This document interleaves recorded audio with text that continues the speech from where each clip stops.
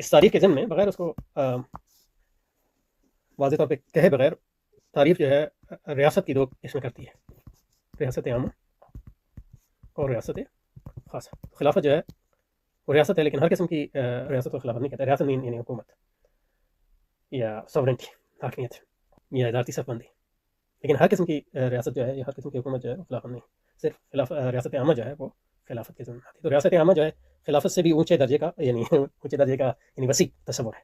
تو تصورات بھی مطلب یہ ہے کہ عمومیت کے لحاظ سے کچھ تصورات، کچھ دوسرے تصورات کچھ عمومی ہوتے ہیں، کچھ خصوصی ہوتے ہیں، کچھ زیادہ عمومی ہوتے ہیں نسبتاً، کچھ زیادہ خصوصی ہوتے ہیں۔ تو عمومیت کے لحاظ سے جو اعلیٰ درجے کا یہاں تصور ہے وہ ریاست کا تصور ہے، ریاست۔ اور پھر ریاست کے نیچے جو ہے دو قسم کی ریاستیں آتی ہیں، ریاست عامہ اور ریاست خاصہ، اور پھر ریاست عامہ کے نیچے جو ہے خلافت آ گئی، خلافت کے نیچے جو ہے اقامت دین آ گئی۔